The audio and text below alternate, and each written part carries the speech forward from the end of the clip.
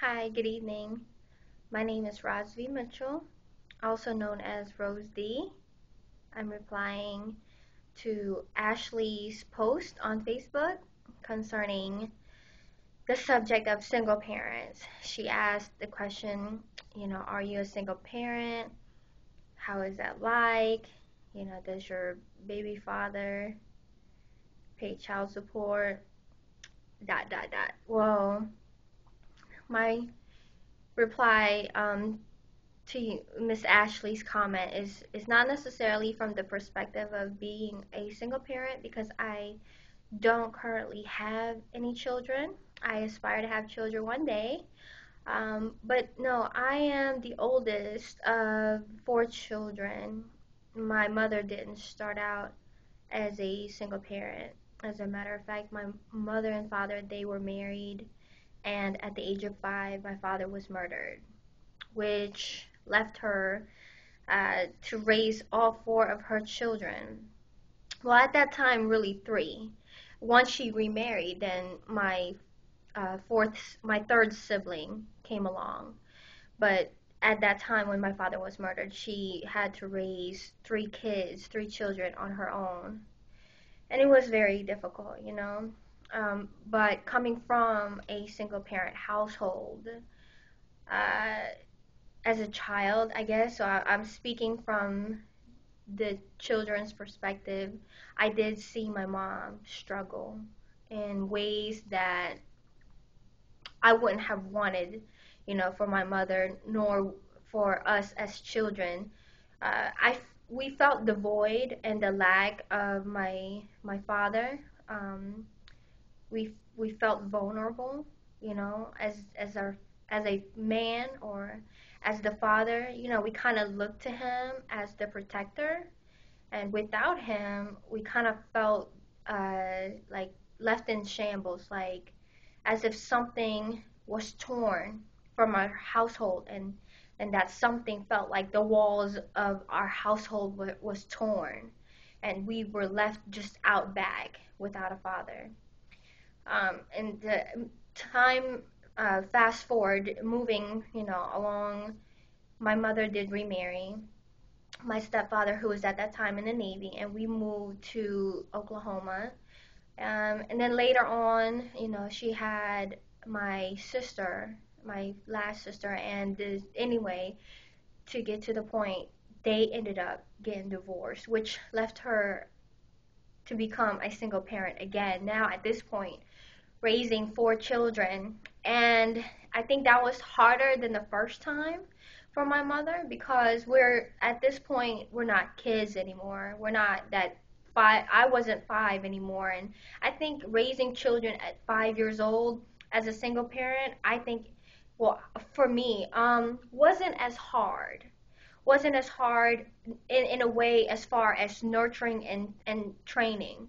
It was harder as we got older because at that point the result of not having a father in our household to you know be that man who train you up and to guide you, and as for me, to love you and to tell you how beautiful, to tell me how beautiful I was, the effects of that, it matured. As a little girl, you don't really understand the loss of your father. You feel the void, but you don't really understand what you're really missing until I got older, until I was about maybe, 15, 16 years old, and I had a void. I had a void to a point where I didn't have worth. I didn't have value.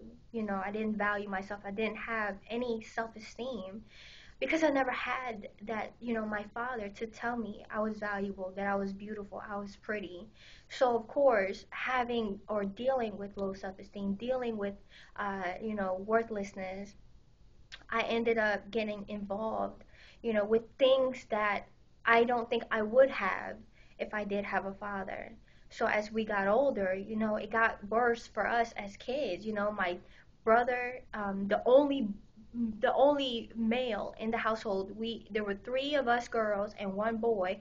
My brother, the only male, um, grew up fatherless, and we didn't have family here in the Philippines. We didn't have aunts and uncles to, run to when we needed support. It was just strictly my mother and us four kids, and we suffered. We suffered from that. I mean, not just financially, of course, that's part of it, and unless I don't really know how it is for other people, but unless your mother is established, you come from a rich family, most of the time, that is one of the biggest factors. That is one of the biggest effects that you experience growing up in a household of a single parent is, I think, finance.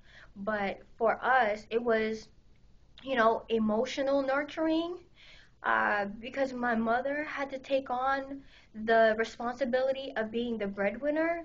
So when we were at home, my mother's at work. Or, when we're at school, my mother's at home, or vice versa. But it was never enough. Our time spent where she could really train us up and nurture us and raise us up in the way that we should go was just not enough. And eventually, as we got older, we kind of strayed. You know what I'm saying? We kind of just looked for our way of escape to fill that void, that emptiness, that lack that we felt not having a father in the household. So I just wanted to keep it brief and respond to you, Miss Ashley.